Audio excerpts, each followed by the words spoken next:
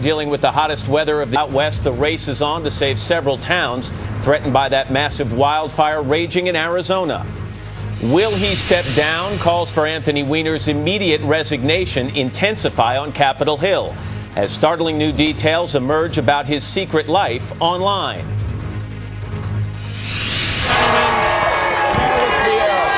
And 5 fantastic years, she's delivered the news, brought us stories that touched us and made us laugh. Sometimes at her, sometimes at ourselves. Can I just share one funny story with you? No, sorry. What a ride it's been. Join us for a fond farewell to Meredith today, Wednesday, June 8th, 2011.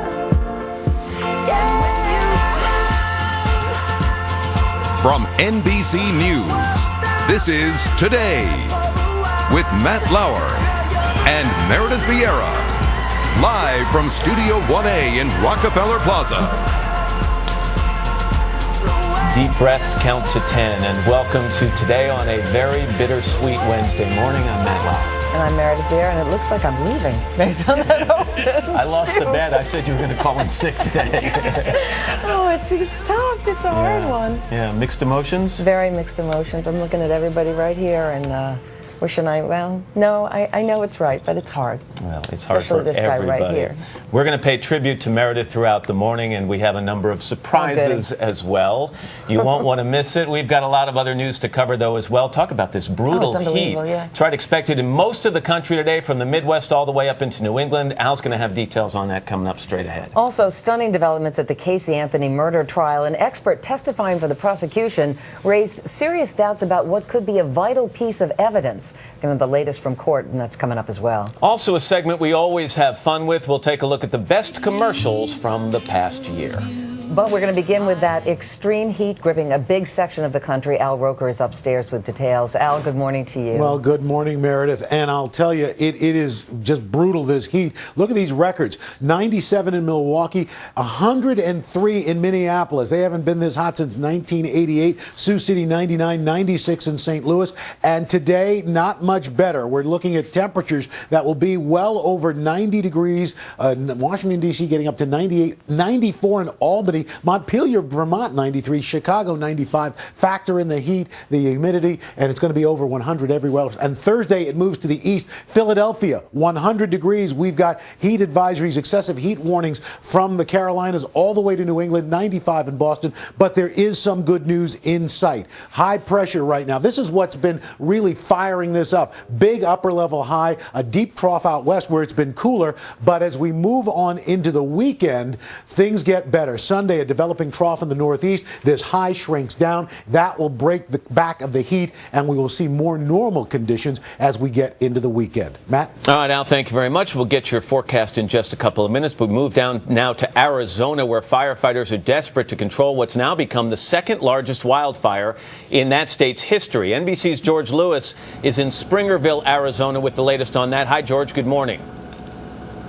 Good morning, Matt. Behind me is one of the huge Sky Crane helicopters used to drop water on the fire. Overnight on the ground, crews worked to create a barrier to protect the town of Eager, Arizona. The southern half of Eager now under an evacuation order. As the fire continued to spread, driven by high winds, people in its path headed to safe ground. The south half of the town of Eager, Arizona, the latest place to come under an evacuation order. We got to get out of here. Yeah. The Carrillos are lifelong residents of Eager. Oh, yep. We just built this house 2 years ago. we just had the house built. They quickly rounded up their children, their dogs and cats, and left. Others were wrangling larger animals. David Boyd, a rodeo clown, uses these bulls in his performance. He and his wife were headed north to a friend's place. We got friends over in St. John's. We're going to take the bulls over there and try to stay safe. All the while praying that somehow their property will be spared. Overhead, the huge pall of smoke almost blotted out the sun. Bad air advisories are up in neighboring New Mexico and Colorado. Meanwhile, firefighters are busy setting backfires to try to protect homes and businesses in Eager. Norman Honey was shutting down the Bar 26 ranch owned by the Hopi tribe. This place, at one time the property of the late actor John Wayne, is considered a local historical landmark. This is the John Wayne room. This is where John Wayne slept. Now the firefighters are trying to protect John Wayne's old place and the rest of the town as the fire continues to roar ever closer. The head of the U.S. Forest Service has issued a warning for several difficult days of firefighting ahead. This as the forecast calls for more high winds today in Arizona. Matt? All right, George Lewis reporting for us this morning. George, thank you very much. It's now 5 after the hour. Here's Meredith. Matt, thank you. Anthony Weiner is feeling growing pressure from Republicans to resign in the wake of his sexting scandal. This as fellow Democrats distance themselves from the New York congressman. NBC's Luke Russert has been following this story since it first broke. Luke, good morning. Good morning, Meredith. After holding a press conference on Monday where he admitted he sent a lewd photograph over Twitter, Congressman Anthony Weiner just could not catch a break. I have engaged in several inappropriate conversations. It's not getting any easier for Anthony Weiner. Republicans say he should step down. I don't condone his activity. I think he should resign. Democrats aren't helping him either. I know Congressman Weiner. I wish there was some way I can defend him, but I can't. Even fellow New Yorker Donald Trump took a shot. Anthony Weiner is a bad guy. He's a psycho. My name is Ginger Lee, and I'm 23, and I'm from Nashville, Tennessee. And on Tuesday, TMZ.com reported Weiner traded scores of sexual emails over a long period of time with this woman, a former adult film star who spoke about her computer habits in this 2006 interview. I'm one of those people that I'm like, has anybody messaged me? Let me see if anybody's messaged me. Somebody might have messaged me. And half the time if they don't, I'm like, crap, I'm a dork. According to TMZ, when the scandal first broke last week, Weiner offered to coach Lee on how to handle the media. She is complaining to him over email about how the media is bombarding her, calling, going by her house, cameras are showing up, calling her family members, stuff like that. She is upset about it and asking him, and he basically says, look, do you need PR advice? And he says, I can have someone from my team call you. When asked to comment, Weiner's office sent this response to NBC News, quote, he is fully cooperating with the House ethics inquiry, and that will be the appropriate place for any further questions to be addressed. Legal experts say Weiner could be in trouble for violating House rules. If House resources were used in this kind of sexual contact, he could face concerns or problems under the Code of Conduct of the House, which directs members to behave in a manner which shall reflect creditably on the House. But a New York One Marist poll conducted Monday night after Weiner revealed that he had inappropriate contact over the phone and internet with 6 women shows 51% of New Yorkers think he should keep his job, while only 30% believe he should resign. I don't see anything that really affects his job performance in any way. I don't want. Does it offend you as a voter? It offends me a little bit. He does a good job. Let him do his job. And Meredith Weiner's wife, Huma Abadan, who said she will be by his side throughout this whole ordeal, well, she literally won't be, as she left this morning with her boss, Secretary of State Hillary Clinton, on a 7-day diplomatic trip to the Middle East and Africa. And Meredith, as a point of personal privilege, Godspeed. I will miss you personally. Oh, Luke, thank you so much. Luke Russert reporting for us this morning. Republican National Committee Chairman Reince Priebus is calling on Congressman Weiner to resign. Mr. Chairman, good morning to you. Hey, good morning, Meredith. And first off, all of God's blessings to you moving forward. Thank you so much. At least you didn't call on me to resign. I'm by myself. Thank you, but thank you very much, Reince. But you were one of the first to call on the congressman to step down, saying we do not need an investigation to know he lied and acted inappropriately. We need a resignation. Nancy Pelosi has formally asked the Ethics Committee to look into this. So why not just let them do their job and then let the chips fall where they may? Well, I think part of their job is, Meredith, that Nancy Pelosi needs to do her job and be a leader of her caucus and tell Anthony Weiner to really hit the bricks and go home. Here's the problem. I don't think we need to spend taxpayer dollars investigating whether or not Anthony Weiner's a creep or not. Nancy Pelosi, Debbie Wasserman Schultz, who's Obama's hand-picked leader of the Democratic Party, ought to sit down with him and tell him that he needs to leave. I mean, that's what the American people expect. But my understanding is that they cannot force him to resign, and he has said he does not believe he has broken any rules. He has no intention of resigning.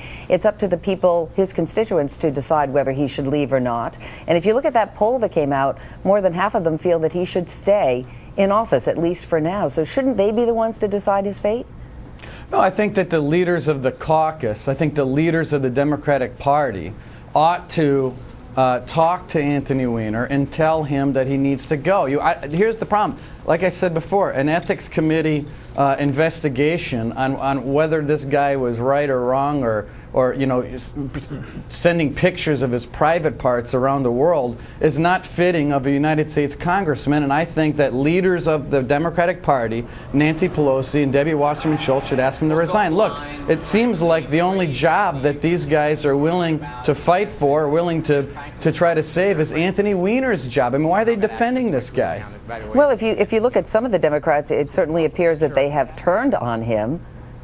Well, I mean, turned on him by opening up a House ethics investigation. I mean, we know what happened. It's all over the internet. You reported on more information that came out last night. This is just going to be, here's what's going to happen. This is going to be a slow drip, drip, drip type story, and within a couple weeks, my guess is he's going to have to resign, because it's going to be such a distraction to the folks here, and especially even, I would say, even the leaders of the Democratic Party, that he's going to have to resign. So they should do the right thing, and they should speak up and say, look, this guy should resign, he should leave. We've got a lot of work to do. We've got record unemployment. We've got an economy, Meredith, that's in the ditch. And we've got a president and leaders of the Democratic Party that would rather whistle past the graveyard but Reince, if you look at your own party fairly, there have been Republicans who've been involved in sex scandals who have not gone quietly into that night. People like Louisiana Senator David Vitter, tied to a prostitution ring several years ago. He still serves to this day. Nevada Senator John Ensign waited years to resign after admitting to an affair with a staffer. And then you have Senator Larry Craig, who served out his term after he was accused of soliciting an undercover police officer. They didn't go quickly, so why should Congressman Weiner? Well, I don't think, first of all, I don't think two wrongs make a right, and I'm not defending those folks. I'm the chairman of the Republican National Committee now, not years ago, and I think that Nancy Pelosi should go. And, you know, it took Chris Lee about 30 seconds to resign a couple months ago, and I think Nancy Pelosi and Debbie Wasserman Schultz ought to do the right thing and ask this fellow to leave office and put someone else there that's more fitting to serve this country. You know, Reince, Congressman Weiner has a pretty sharp tongue. He has certainly criticized Republicans, gone on the attack against Republicans on the other side of the aisle in the past. Is there any level of satisfaction among those in your party that he is finally getting his comeuppance? No, I mean, certainly not from me, Meredith. I don't operate that way. I'm not. This has nothing to do with vindication or payback. This has to do with leadership in the Democratic Party that is silent on what I think is a very important leadership aspect from a leader like Nancy Pelosi, who said that she was going to drain the swamp. I mean, this was the promise she made to the American people, and she's been silent on Anthony Weiner's resignation. I think it's outrageous. All right, Reince Priebus, thank you so much for joining us this morning. Thank you, Meredith. It is 7:13, and now here's Matt. All right, Meredith, thanks. To presidential politics now. The phrase, "it's the economy, stupid," was first coined during Bill Clinton's campaign nearly 20 years ago. Well, now it appears to be shaping up to be the big theme for the 2012 race for the White House as well. Chuck Todd is NBC's political director, and chief White House correspondent. Hi, Chuck. Good morning to you.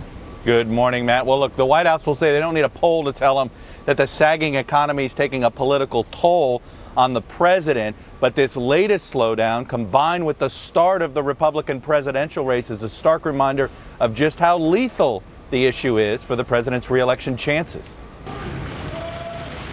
President Obama may have thought hosting German Chancellor Angela Merkel for a state dinner would give him a temporary break from the gloomy economic news. But he had no such luck as he tried to calm nervous Americans with more upbeat talk. Prior to this month, we had seen 3 months of very robust job growth in the private sector. And so we were very encouraged by that. This month, you still saw job growth in the private sector, but it had slowed down. We don't yet know whether this is a one-month episode or a longer trend. This pessimistic one-month episode is reflected in a new Washington Post ABC poll showing nearly 2/3 of political independents disapproving of the president's handling of the economy. And the 2012 presidential candidates are teeing off as well. Tim Pawlenty unveiled his economic plan Tuesday in a speech in the president's hometown of Chicago. How you enjoying your recovery summer? Now, that's what the president said we were having, but that was